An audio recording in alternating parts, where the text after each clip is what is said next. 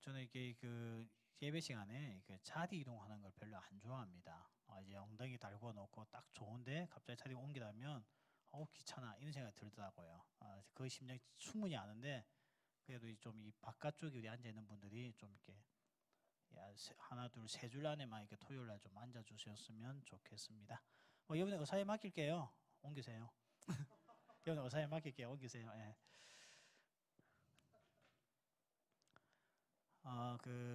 우리가 이 계속해서 사도행전 2장을 살펴보고 있는데요. 우리가 이 성령의 이 임재, 이제까지 이스라엘 백성들이 한 번도 경험해 보지 못하고 살아왔던 이 성령의 임재가 기도하는 120문도에게 내렸을 때에 그 성도들이 방언을 말하기 시작하였죠.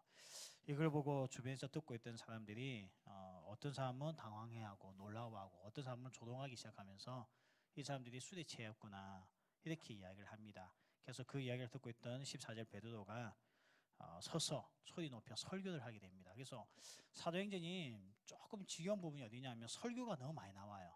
그래서 베드로의 설교가 나오고 사도 바울의 설교가 나오고 그다음에 스데반의 설교는 정말 깁니다. 맞죠? 진짜 길어요. 구약 창세기부터 시작해서 끝까지 다 훑어내립니다. 구속사적인 관점이었어요. 참 똑똑한 사람이었던 것 같아요. 이런 설교들이 많이 나오다 보니까 다소 좀 큐티하다 보면 조금 지겨울 때도 있는데요. 그런데 이 설교 내용들이 굉장히 중요한 내용들입니다. 오늘 그 방언, 특히 사람들이 성령의 충만함을 입어서 나왔던 이 외국어를 하는 이 방언을 보면 지금 사람들이 술에 취한 거 아니냐 했을 때 베드로가 그 이야기를 하죠. 아니다. 지금이 3시다. 3시라는 거죠. 근데 유대인 성경에 나오는 시계는 거기다가 더하기 6을 하면 우리 지금 시간이 됩니다. 그럼 제3시니 그러면 몇 시죠? 오전 9시가 되는 거예요. 9시 누가 아침부터 술 마시는 사람 없잖아요. 저희 집 밑에가 대표 삼겹살 그쪽 건물이잖아요. 그거고 그 옆에는 지금 뭐 밖에 옛날 오복통닭. 와, 오복통닭과 대표 삼겹살 있을 때는 토요일 날 그리고 이 개강할 때 정말 미치겠다. 시끄러워가지고요. 애들이 술 먹고 왜 대학에는 술 먹으면 소리를 질러요? 뭐 구호를 외치기 시작하고 뭐 화이팅 해서고 무슨 뭐과 화이팅 해서고 그때 제가 너무너무 힘드는데 다행히 오복통닭이 이사를 갔어요. 부평동에 맞죠? 그러면서 좀 조용해졌는데 저 대패는 아직까지 버티고 있다 보니까 와 어제도 장난 아니었거든요. 아니 애들 집에 안 가요. 왜 불금을 우리 집 밑에 사는지 모르겠어요. 너무 힘들어가지고 그런데 어쨌든 막 보니까 그 대학생들이 다 밤에 술 먹지 아침 9시부터 술 먹고 강의실 들어간 사람 없잖아요. 그러니까 이제 바울이 이게 베드로가 술 취한 거 아니다. 9시부터 누가 술을 먹냐? 이것은 요엘 선지자가 했던 구약에 있었던 약속의 성취다 하면서 일어났던 사건에 대해서 성경적인 해석을 하게 됩니다. 원래 베드로는 어부 출신이기 때문에 이거 잘 못해요. 맞죠? 그런데도 불구하고 성령께서 베드로의 입을 딱 붙잡아 주니까요. 그가 할 수 없었던 말을 이제 내뱉기 시작하는 겁니다. 그러면서 왜 사람들이 성령의 충만함을 받았느냐? 왜 성령께서 우리 공동체 가운데 오셨느냐? 여기에 대해서 요엘서 가지고 말씀을 전하고 있습니다. 우리가 오늘 이 부분을 가지고 우리가 좀 기도하는 시간을 가지고자 합니다. 오늘 말씀해 보니까요. 17절에 이렇게 말씀하죠. 하나님이 말씀하시기를 말세에는 내가 내 영을 모든 육체에 부어 주겠다고 약속하고 있어요. 약속했어요. 요엘 시대 때에. 그리고 지금 베드로 시대 때에 그게 성취가 되었다는 거죠. 이건 하나님께서 뭘 주신다고요? 돈을 주신다. 말세에는 뭘 주신다고요? 우리에게 스펙을 주신다. 말세 때는 우리에게 멋진 몸매를 주신다. 말세 때는 우리에게 남들이 가지고 있지 않은 능력을 주신다. 그렇게 말씀하지 않았어요. 말세 때는 우리에게 무엇을 주신다고요? 내 영을 부어주신댔어요. 내 영. 그래서 내 영은 성령님을 이야기하죠. 우리는 지금 마지막 때를 살고 있는데요. 하나님께서 우리에게 뭘 주기 원하신다고요? 성령님을 주기 원합니다. 성령님을 우리에게 주셔서 우리가 성령님과 함께 살기를 원하시는 것이 주님의 뜻이라는 거죠. 우리는 이 말씀 듣고 있으니까 별 생각이 없죠. 부어주시거나 모두에게 부어주시거나 생각하지만 이 말씀을 듣고 있던 유대인들에게는 이게 충격적인 예언입니다. 예언의 성취입니다. 왜냐하면 구약 성경에서 성령님께서 몇 번 등장을 하시죠. 근데 성령의 영이 부어졌는데 누구에게 부어졌습니까? 딱 제한적이었습니다. 누구였습니까? 왕과 선지자 외에는 없었어요. 그러니까 성령이 부어졌다는 것은 앞으로 하나님께서 너를 왕으로 쓰시겠다. 너를 이 시대에 선지자로 쓰시겠다. 이게 상징이었습니다. 근데 이제 이 마지막 때에는 누구에게 이 영을 부어주신다고요? 모든 믿는 자에게 다 주신다는 거예요. 그래서 우리가 이 영을 받았기 때문에 베드로 후서 전서 저도 헷갈리네요. 갑자기 그게 보면 너희는 왕 같은 제사장이니 이렇게 나오죠. 왜 우리들 왕이고 제사장으로서 이야기합니까? 성령을 받았으니까. 성령을 받은 사람 모두가 왕이에요. 이 세상 가운데 왕의 사명을 가지고 사는 거예요. 성령을 받은 사람이 이 세대 가운데 선지자의 사명을 가지고 사는 겁니다. 그래서 우리는 너는 왕 같은 제사장이냐 하고 베드로가 우리에게 선포하는 이유가 그것 때문인 거예요. 우리는 왕입니다. 믿습니까? 성령을 받은 자는 다 왕이에요. 믿습니까? 뭐 자동차도 안 나오지 빚 없으니까 없지 하니까 여러분 그 왕이 가치를 모르는 것 같아요. 예? 왕쯤 되면 내게 그 정도 해줘야 되는데 그런 게 없으니까 여러분이 별로 안 좋아하는 것 같은데요. 오늘 우리에게 하나님께서 왕의 직분을 주셨어요. 우리에게는 제사장의 직분을 주셨고 선지자의 직분을 주셨다는 겁니다. 이게 성령이 임한 자들에게 주어진 특권이란 거죠. 근데 오늘 보니까 성령님을 어떻게 한다고 내 영을 부어준댔죠. 이게 부어준다니까 우리가 이 성령님을 꼭 물건 취급할 때가 있어요. 맞죠? 근데 오늘 부어준다는 것은 상징인데 뭐냐면요. 여기 붓는다는 건 뭘 붓는다는 거예요? 우리가 상식적으로 보면요. 비를 부어주신다는 거예요. 비를 갖다가. 이건 비는 내가 조정할 수 없는 거죠. 비는 내가 조정할 수 없는 거예요. 또 비가 뭐 위에서부터 내려오지 땅에서부터 위로 올라가는 법이 없잖아요. 그러니까 오늘 성령님을 비같이 부어주시겠다는 겁니다. 비는 야 나한테는 오지 마 해서 비 안 오는 경우 없잖아요. 야 나한테 오지 말고 저 동네만 와 그런 거 없잖아요. 온다면 다 오는 거죠. 그러니까 이 성령님은 이 마지막 때에 예수님을 구주로 고백하는 모든 자들에게 이 영을 이미 부어주셨다고 말씀하고 있습니다. 그래서 우리는 이제 성령님을 모시고 사는 자들이에요. 여러분 믿습니까? 내 안에 누가 있다고요? 성령님이 계시는 거예요. 이 성령님께서 내 삶을 지배하고 있고 내 삶과 더불어 살고 있다는 겁니다. 그래서 이제부터 우리는 이 성령의 부으심이 있기 때문에 우리들 가운데서 우리는 성령 충만한 사람이다. 그렇게 이야기를 하는 거예요. 자, 여러분 옆에 있는 사람이 어떤 사람이라고요? 성령 충만한 사람이에요. 보니까 돈도 없어 보이고 별 볼일 없어 보이도 가진 게 있는데 그게 뭐냐면 성령님을 소유하고 있는 정말 하나님 앞에서 왕 같은 자들이고 이 세대에 참 제사장으로서 살 수 있는 사람이 여기 모인 우리 청년들인 줄 믿습니다. 그러니까 우리가 엄청난 복을 받은 거죠. 그래서 오늘 제가 이 성령 충만한 자들의 모습이 어떤가 그게 오늘 17절, 18절, 19절, 20절, 21절까지 나오는데요. 그거 세 가지만 살펴보고 말씀을 마무리하려고 합니다. 먼저 보니까 오늘 이 영을 누구에게 부어주시느냐. 너희의 자녀들은 예언한다 되어 있죠. 자녀들에게 부어주고 청년들에게 부어주고 늙은이에게 부어줍니다. 그러니까 모두에게 다 부어준다는 거죠. 근데 특별히 오늘 보니까 자녀들에게 이 영을 부어주시는데 자녀들이 성령님이 오니까 어떻게 합니까? 예언을 한다 했죠. 자, 여러분 내가 자주 이야기하죠. 이 예언이라는 단어 우리 한국 교회가 정말 오해하고 있는 단어 중에 하나라고 했죠. 예언이라는 것은 뭡니까? 미리 이야기한다. 미리 알려준다. 이걸 예언이라고 생각하고 있는데 그거는 많은 사람들이 예언이라고 하는 이 단어, 이 프로페시라고 하는 이 단어에 있어서 비폴이라고 하는 전지사들 잘못 이해해서 그렇다는 겁니다. 다시 한번 우리 여러분 내가 자주 이야기했으니까 이제 뭐 다 이제 머릿속에 바뀌었겠죠. 비폴 전치사는 두 가지 의미가 있다 했죠. 뭐죠? 시간적인 개념이 있고 공간적인 개념이 있댔죠. 시간적인 개념의 비폴은 뭐라 했습니까? 우리 영어 전치사의 비폴은 뭐 전에 걔가 오기 전에 할 때 비폴 쓰잖아요. 맞죠? 이거는 시간적인 개념이야. 근데 비폴이 시간적인 개념에 쓰이는 것이 아니고 공간적인 개념에 쓰입니다. 그러면 그게 어떤 뜻이라고 했습니까? 누구 앞에서 뭐 앞에서라는 공간적인 개념이 쓰인다는 거죠. 맞죠? 여기 영문과 출신들 맞죠? 맞을 거예요. 그래서 오늘 이게 예언이라는 것은 누구 앞에서 그리스도의 말씀을 전하는 것, 복음을 전하는 것을 예언이라고 하지. 야, 너는 매년 몇 월 달에 너 결혼한다. 너 매년 몇 월 달에 너 취업한다. 그게 예언이 아니라는 겁니다. 그런 것을 받기 위해서 기도원에 올라가서 머리 숙여서 안수받았다고 한다면 당신은 가짜입니다. 당신도 가짜고 그렇게 말해준 사람도 가짜라는 거예요. 진짜는 그런 거 알려주지 않습니다. 그냥 우리가 예언을 한다는 것은 그리스도의 복음을 생명의 말씀을 전하는 자들이 될 수 있다는 것을 우리에게 오늘 말씀하고 있어요. 여러분 성령 충만한 자들 맞습니까? 성령을 받았습니까? 그럼 우리 예언하는 자가 돼요. 예언하는 자. 다음 말로 하면 무슨 말이죠? 쉬운 말로 전도하는 자가 된다는 겁니다.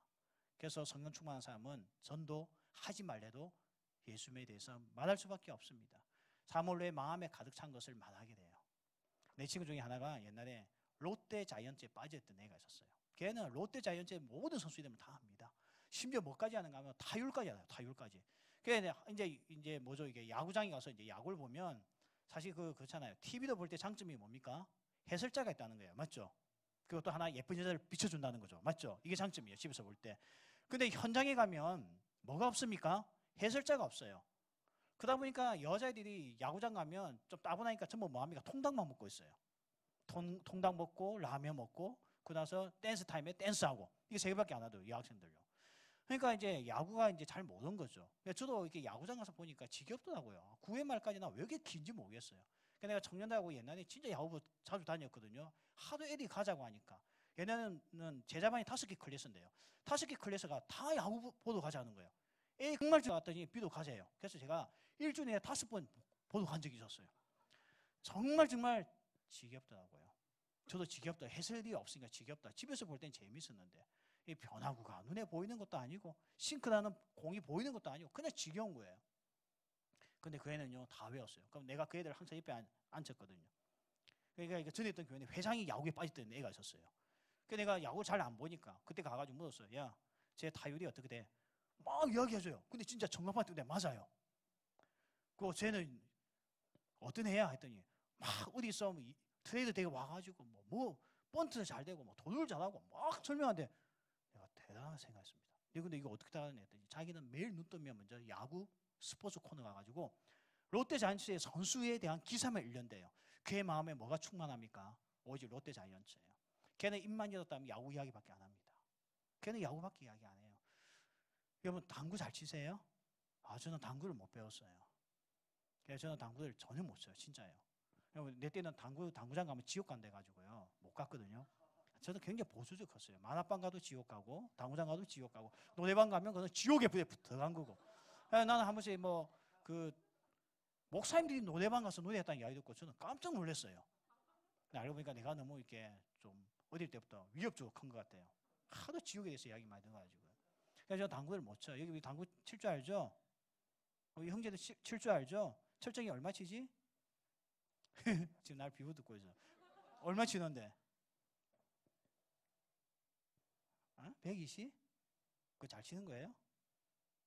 난 잘 모르니까 잘 친다고 봅시다. 아시겠죠? 근데 보니까 이 당구 치는 애들 보니까요. 그 이야기를 하더라고요. 진짜. 눈만 감으면 뭐가 보인다? 당구공이 보인대요. 미친놈이죠. 진짜 미친놈이에요. 근데 정말 그렇더라고요. 골프에 빠진 사람 보셨습니까? 골프에 빠진 사람은요. 골프채를 안고 잔대요. 그 감각을 유지하기 위해서. 뭐였다 하면 뭐 이야기하지 않냐면 골프만 이야기합니다. 저도 필리핀에서 사회 갈 때 이 집사님들이 꼬이며 해가지고 맨날 남전도에 모이면 골프장에서 하거든요. 그래서 제가 가서 골프를 못 치니까 이분들이 불쾌하게 생각해가지고 제게 골프를 이제 티칭을 해주고 있어요. 가르쳐 주고 있어요. 그러니까 저는 어쩔 수 없이 골프를 쳤어요. 그러니까 어느 날 갔더니 골프 신발하고 골프 채하고 골프 옷을 다 갖다 놨더라고요. 내 책상 위에. 이렇게 하면 목사님 치시겠지. 그래서 어쩔 수 없이 골프를 아주 잠시 한 2년 정도 쳤던 적이 있어요. 아주 잠시. 그냥 거기 있을 동안만 잘 못 쳐요. 지금도 잘 못 쳐요. 근데 정말 치니까 이게 골프의 매력이구나. 그래가지고요. 저는 몰랐어요. 진짜.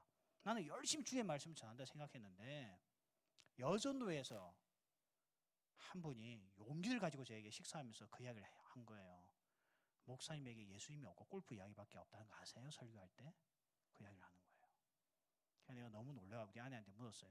진짜 내가 설교 때 골프 이야기 그렇게 많이 했더니 미친 듯이 한대요. 그러니까 뭐 하나 설명하다가 갑자기 뭘로 설명한다고요? 골프 설명해요. 고난을 설명해도 골프 가지고 이야기해요. 공이 해저드에 빠졌을 때 그런 걸로 설명한대요.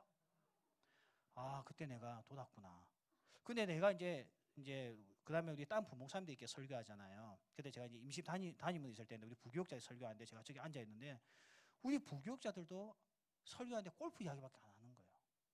근데 웃긴 게 남전도에 가서 모임을 하는데 전부 다 밥을 먹고 이야기하는데 전부 다 골프 이야기밖에 안 하는 거예요. 그 동남아시아에 있는 사람들 골프 이야기밖에 안 해요. 왜냐하면 사실 놀 게 없거든요. 놀 게 없어요. 그러니까 그냥 골프가 제일 좋은 놀이감이었거든요. 그러다 보니까 그 이야기밖에 안 하는 거예요. 그때 제가 느낀 게 있습니다. 그게 남은요. 마음에 가득한 걸 반드시 이야기하게 됩니다. 그게 충만이죠. 충만. 가득 채워진 것이 나오게 되어져 있는 거예요. 성령 충만하면 모든 사람이 무엇을 이야기한다고요? 예언한다 했습니다. 하나님의 그리스도의 복음을 이야기한다는 거예요. 오늘 우리 안에 그런 이야기 없잖아요. 취업에 미쳐있는 사람들 앉았다 하면 취업 이야기밖에 안 합니다.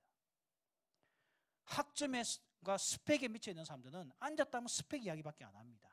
주식에 미쳐있는 사람들은 주식 이야기밖에 안 합니다. 재택에 미쳐있는 사람은 재택 이야기밖에 안 합니다. 요즘 뭐에 미쳐있습니까? 내 마음에 충만한 게 뭐가 있습니까?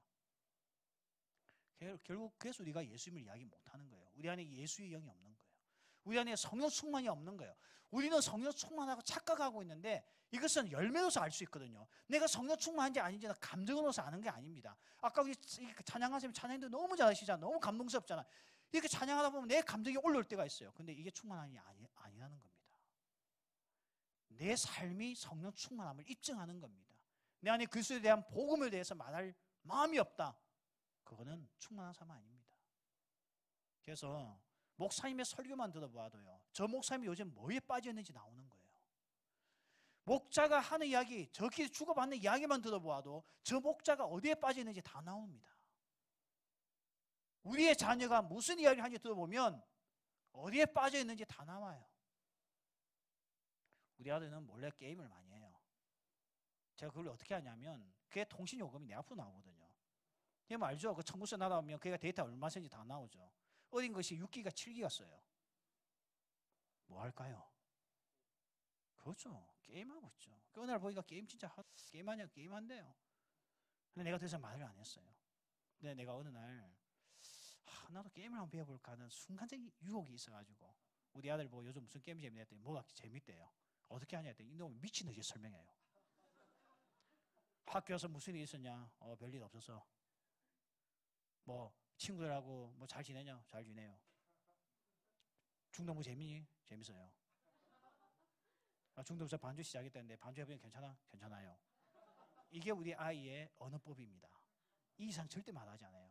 근데 게임을 한번 물어봤더니 한마디 하는 애가 10마디 이상 하는 거였죠. 이게 충만입니다. 조만간에 죽여버릴 거예요.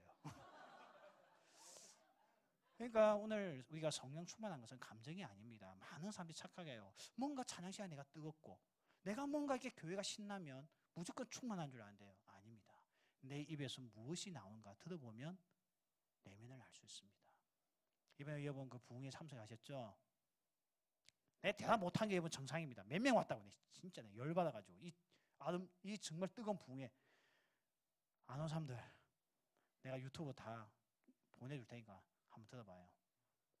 이번에 이 목사님 말씀이 정말 은혜 되던데요. 이분은 전도에 미쳐있대요. 입만 열었다면 예수 그리스도의 복음밖에 없대요. 이게 충만한 겁니다. 모속입니다. 충만한 척하면서 먹는 이야기만 하시는 분도 있을 수 있잖아요. 이분은 관심이 없더라고요. 오직 이분은 전도, 예수 그리스도 이거밖에 없는 거예요. 이게 충만한 자입니다. 오늘 여기 앉은 우리 청년들이요, 모두가 다 이는 성령의 충만함으로 말미암아 우리 청년들 입에서 예언의 말씀, 예수 그리스도의 십자가의 말씀, 이 복음만이 우리 입에서 나갈 수 있는 은혜가 있을 줄 믿습니다. 우리가 믿지 않는 친구들에게서 줄 수 있는 답이 뭐겠습니까? 요즘 다 앉았다면 스펙 이야기입니다. 앉았다면 다 취업 이야기입니다. 그렇게 불안해하는 청년들에게 우리가 줄 수 있는 메시지가 뭐겠습니까? 어떻게 나도 하나도 준비 못해서 큰일 났어. 그렇게 이야기할 거예요. 우리에게는 내 삶을 책임져 주시는 하나님이 있다는 것을 전해야 될 거 아닙니까? 충만한 자만이 할 수 있다는 겁니다. 오늘 그런 성령의 임재가 우리 모든 청년에게 있을 줄 믿습니다. 두 번째는 오늘 보니까 젊은이들이 환상을 본다고 되어져 있습니다. 환상을 본다. 빌 게이츠는요, 컴퓨터를 보면서 환상을 봤어요. 세계를 봤습니다. 비전을 봤습니다. 컴퓨터 매력들 속에 그는 세계를 보았습니다. 대단한 사람이죠. 이는 어떤 매력도 있는 것이 스필버그라는 감독 아시죠? 스필버그요. E.T. 영화를 만들고 그 다음에 뭐 그 이후부터 엄청난 영화를 만들었던 스필버그 감독은요, 영화를 통해서 환상을 보았던 사람입니다. 이게 뭔가에 빠져있는 사람들의 특징입니다. 오늘 성령께서 우리에게 임재하시면요, 청년들이 환상을 본대요. 비전을 본대요. 여러분, 비전이 없다는 것은 다 거짓말입니다. 비전은 하나님께서 주시는 거예요. 내가 만드는 거 아닙니다. 내가 창출하는 게 아닙니다. 하나님께서 주십니다. 누구에 줍니까? 성령 충만한 자에게 주신다는 것입니다. 이걸 청년들이 가진다는 거예요. 오늘날 너무나 많은 청년들이요, 비전이 없대요. 내가 뭘 하고 살아야 되고 무엇에 인생을 투자해야 될지 모른다고 이야기해요. 당연하죠. 성령님을 사모하지 않으니까 당연하죠. 기도하지 않는 자가 어떻게 비전이 있겠습니까? 그거는 카피된 비전이겠죠. 남이 가지고 있는 비전을 카피해서 내가 말할 뿐이지 진짜 나에게 주신 비전과 환상 아닙니다. 그런데 기도하는 청년은요, 그 내면 속에 성령의 충만함이 있을 수밖에 없기 때문에 비전이 없을 리가 없죠. 오늘 우리에게 이런 비전을 하나님께서 주시는 겁니다. 그 미국의 대통령을 지냈던 부시 대통령 보십시오. 이분은요 40대까지 마약 중독자였고 알코올 중독자였어요. 그냥 삶이 재미가 없었어요. 삶이 재미가 없었어요. 그냥. 그러다 보니까 재미가 없다 보니까 아버지도 뭐 워낙 유명한 정치꾼이고 하니까 아버지도 대통령을 했잖아요. 그러니까 뭐 부족한 게 뭐가 있겠습니까? 그냥 40대까지 그냥 마약에 빠지고 알코올에 빠지고 노는 데 빠졌던 그가 친구의 전도로 인해서 딱 한 번 교회 갔다가 그날 성령님을 만나게 됩니다. 그래서 그거 나중에 뭐가 됩니까? 섬기고 하다 보니 나중에 대통령까지 되었어요. 정말 이 성령님은요 소망 없고 미래가 없고 꿈이 없고 앞이 보이지 않는 청년들의 앞을 볼 수 있게끔 열어주는 것은 성령님밖에 없다고 오늘 말씀하고 있습니다. 그래서 정말 성령 충만은 성령께서는 우리 모든 청년들에게 비전을 보여주시는 거예요. 오늘 예수님을 만나고 성령님을 만나가지고 꾸지 않은 청년들이 아무도 없습니다. 비전이 없는 사람이 아무도 없었다고요. 근데 왜 우리는 없습니까? 왜 없어요? 성령님을 놓고 기도해 본 적이 한 번도 없잖아요. 그냥 먹고 사는 문제만 가지고 아웅다웅 그렇게 살고 있으니까 당연히 그렇죠. 밖으로만 쳐다보는 인생밖에 되지 않으니까 뭐가 보이겠습니까? 여러분 동물이 음식을 먹을 때 보십시오. 동물들의 음식 먹는 것은 우리와 틀립니다. 그들은 머리를 숙이고 먹습니다. 오직 땅을 보고 먹습니다. 그들에게 무슨 비전이 있겠습니까? 그들에게 무슨 하늘이 있겠습니까? 없는 겁니다. 근데 우리는 성령님을 통해서 우리는 이 아무리 환경이 막혀있다 할지라도 감옥과 같은 곳이다 할지라도 그 이상을 볼 수 있는 하나님께서 비전과 환상을 주신다는 것을 기억하시길 바랍니다. 제가 한때는요 영적인 침체가 온 적이 있었어요. 이 영적 침체는요 모두에게 다 옵니다. 내일 설교 제목이 영적 침체예요. 아브라함도 영적 침체가 오더라고요. 사라도 영적 침체가 오더라고요. 저도 몇 년 전에 영적 침체를 경험한 적이 있었습니다. 딱 침체를 경험하니까요 제자훈련 못 하겠더라고요. 하고 싶지도 않더라고요. 그냥 교회에서 하는 이 섬김 자체가 싫더라고요. 아 그냥 나도 이제 그만두고 그냥 남들같이 살고 싶다. 이런 마음이 얼마나 강했던지 정말 집에만 가면 우리 아내 보고 야 내 금년까지 하고 그만두면 안 될까? 그걸 끊임없이 내가 말을 했던 적이 있어요. 근데 한 번은 그때 우리 그 리차드 윌리엄스 목사님 오셨던 적 기강하신 싱가포르 목사님 있잖아요. 그분이 오셨는데 한 번은 그분이 팀을 데리고 온 적이 있었어요. 자기 그 같이 사역하는 싱가포르 인도네시아에 있는 사역팀을 데리고 온 적이 있었어요. 그분이 이제 낮에 이렇게 우리 성도들 한 명 한 명 이렇게 안수기도 해주는 시간 가지고 그 팀이요. 그러다 보니까 이분도 이제 한국말 뭐 좀 하야 이제 우리 교인들이 무슨 말을 하는지 모르니까 이제 옆에서 이제 영어 좀 하는 사람들이 약간 통역을 해주는 시간이 있었어요. 그때 제가 옆에서 같이 서가지고 통역을 좀 해주고 이렇게 했거든요. 근데 이렇게 막 하다가 이제 그때 한국 분이 또 한 분 있었어요. 통역하던 형제 말고 목사님 한 분이 더 계셔서 그 아버지 통역하던 형제 아버지가 목사님이신데 그분이 이 모든 것을 이렇게 디렉트 하시는 분인데 이분이 갑자기 저에게 와서 나한테 해주고 싶은 말이 있대요. 기도를 해주고 싶대요. 그래서 뭐 이제 내가 할 일이 다 끝났고 나는 이제 좀 신류가 있는데 기도해 준대서 기도해 주세요 하고 이분이 내 손을 잡고 내 머리에 손을 올리고 기도를 하는 거예요. 근데 기도를 하는데 이분이 나에게 귀에 대고 기도를 하는 거예요. 조그만 목소리였어. 그러면서 기도를 하더니 갑자기 내게 말을 하기 시작하는 거예요. 중단하지 말라. 끝까지 가야 된다. 포기하지 말라. 내가 널 쓰고 있는데 왜 너는 물러나려고 하느냐. 저 그때요 깜짝 놀랐어요. 누가 내 이야기 이분에게 했지? 너무 놀래가지고요. 처음에는 이게 좀 저는 이게 안수받고 있는 거 별로 안 좋아하잖아요. 이제 머리를 더 들이밀었어요. 이렇게 뭘 더 이야기해 주려나 싶어가지고 계속 그분이 얘기했던 말은 그거였어요. 그러더니 내 가슴을 이렇게 두드려주면서 너 가슴에 맺히는 거 다 안다. 그러나 포기하지 마라. 내가 널 끝까지 끌고 갈 거야. 이렇게 하더니 그분이 그냥 딴 데 가서 또 기도하시는 거예요. 그때부터 제가 그냥 2시간 동안 그 매트 위에 그냥 무릎 꿇고 하나님 나 잘못했어요. 난 너무 그때 전율이 느껴지는 거 있죠. 여러분 그런 경험 해보셨습니까? 정말 하나님 감찰하시대요. 다 알고 있대요. 근데 내가 성령의 충만함이 없고 내 마음속에 분노가 있고 내 마음속에 낙심이 충만하고 하니까 인간의 입에서 나오는 건 하나밖에 없습니다. 때려치우고 싶다, 그만하고 싶다, 이렇게 되는 거예요. 그러나 성령께서 내게 주시는 메시지는 완전히 딴 거였습니다. 지금도 내 삶 가운데 힘들고 어려울 때마다 그때 기도하면서 그분의 입을 통해서 전달받았던 말이 내 마음에 떠나지가 않아요. 여러분 정말 성령 충만한 자에게는 환상이 있습니다. 인생 끝났어, 너 이제 별 볼일 없어, 이렇게 말하는데 이상하게 성령의 사람들은 끝났다는 소리 안 합니다. 여러분 어제 큐티하셨죠? 배가 침몰했습니다. 사도 바울이 로마까지 가야 되는 배가 침몰했습니다. 그게 또 선장과 선원은 전문가입니다. 전문가. 그 사람만큼 바다를 많이 아는 사람들이 없어요. 근데 이 사람들의 판단은 뭔지 아십니까? 끝났다, 도망치자. 몰래 도망치려고 하다가 바울에게 들킵니다. 근데 바울은 뭐라고 이야기합니까? 바울은 바다의 전문가가 아닙니다. 바울은 배를 타본 적도 없었던 사람입니다. 근데 바울이 한마디 하죠. 하나님께서 날 보호하시니 당신들 죽지 않는다고. 왜냐하면 바울은요, 풍랑 속에서도 환상을 보는 사람이었습니다. 그가 보았던 환상은 로마였습니다. 로마까지는 절대 태풍이 와도 무너지지 않는다는 걸 그는 알았기 때문에 선장이 아니었던 바울이 선장이 되기 시작해요. 그때부터 사람들이 누구 말 듣습니까? 전부 다 바울 말 듣는 거예요. 이 배에 있는 사람들 14일 동안 아무것도 먹지 못했으니 지금부터 음식을 만들어서 먹여라. 다 먹었습니다.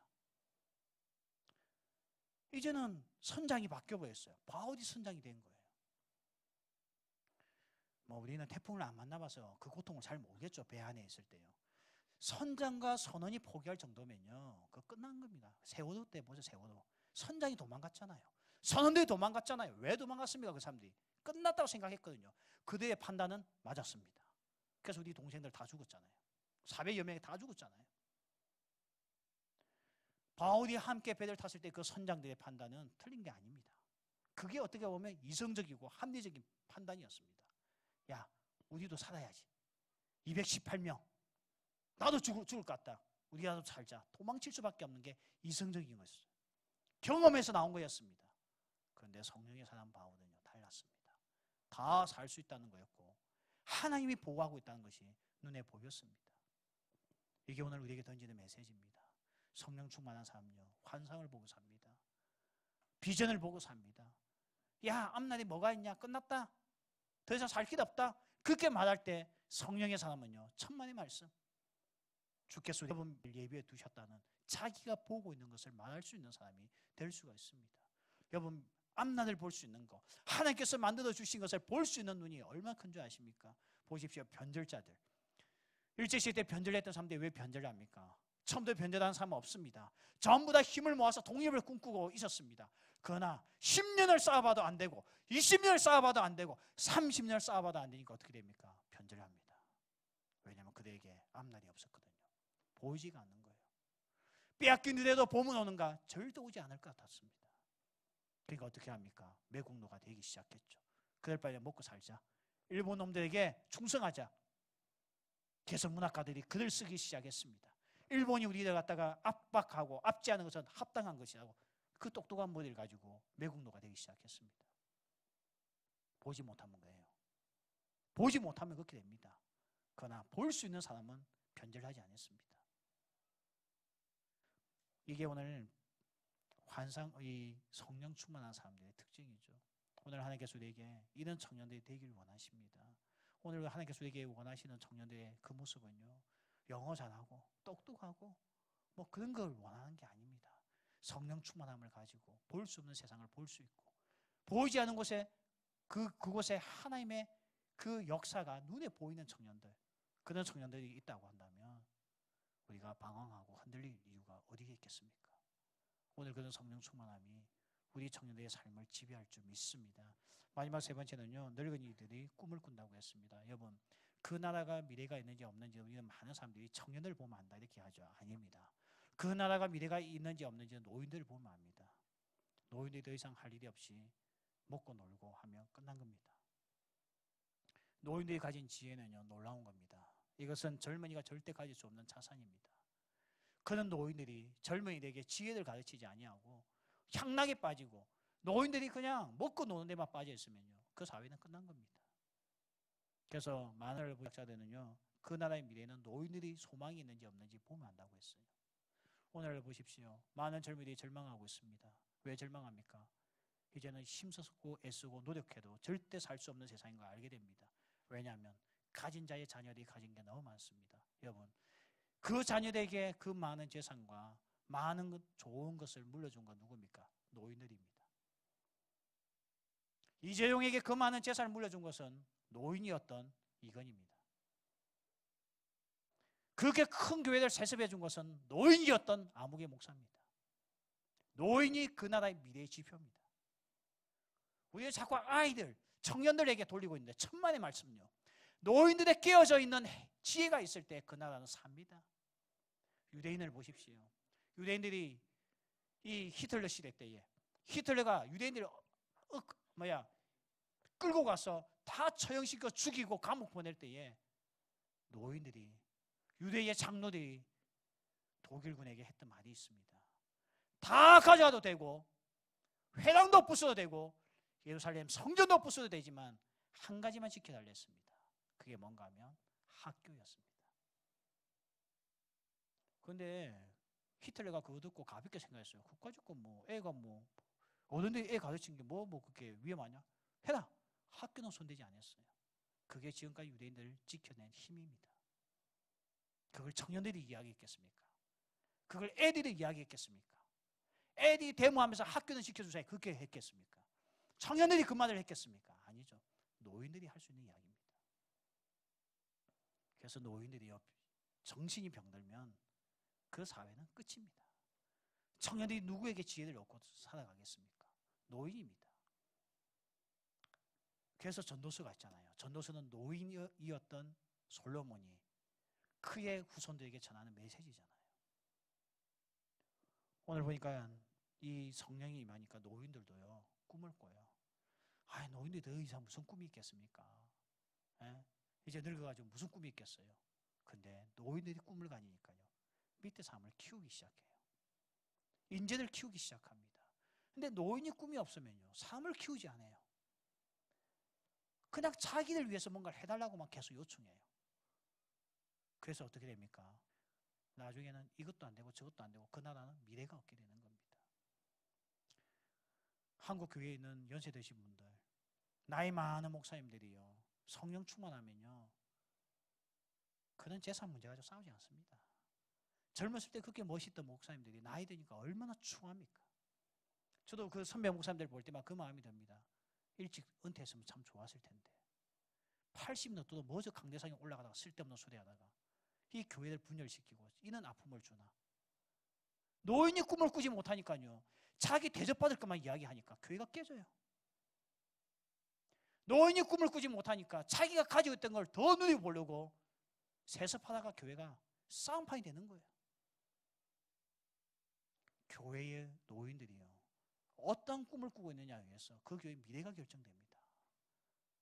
이번에 그 오셨던 부흥 강사 목사님 말씀 잘 알아야 돼요. 돈은 교회 누가 가지고 있습니까? 우리의 삶에서 돈은 누가 가지고 있습니까? 노인들이 가지고 있어요. 노인들이 그 돈을 어디에 쓰느냐에 의해서 그 나라가 바뀌는 겁니다. 미국이 왜 그래도 저덕이 있다고 이야기합니까? 유대인들이 왜 저덕이 있다고 이야기합니까? 보니까 유대인 출신의 미국인들의 공통점이 있어요. 다 부자였어요. 그런데 이들에게 또 공통점이 있습니다. 전부 다 재산, 자기 먹고 살 것만 남겨놓고 다 기부했어요. 우리나라 노인들은요, 기부하던가요? 안 합니다. 돈 가지고 자식들 싸움이나 시키고 있어요. 미안하지만 롯데 보십시오. 자식들 싸움만 시키고 있잖아요. 우리나라 대기업의 노인들 보세요. 그 자식들 돈 가지고 싸움만 시키고 있잖아요. 맨날 재판하다 다 끝나요. 이게 현실입니다. 노인들도 성령 충만하면요, 그런 짓 하지 않습니다. 꿈을 꾸는 거예요. 자기가 이룰 수 없는 것이지만 후손들이 이루어 나갈 꿈을 꾸는 거예요. 거기에 자기의 지혜를 나눠줄 수 있고 그렇게 사는 겁니다. 오늘 성령 충만은요, 노인들의 전유물도 아니고 청년들의 전유물도 아니고 아이들의 전유물도 아닙니다. 모두가 다 품어야 될 소망 중에 하나가 성령 충만입니다. 소원입니다. 우리의 소원이 돼야 되는 거예요. 근데 언제부턴가 노인들이요 안 해요. 야, 이제 내가 뭐 일할 때냐?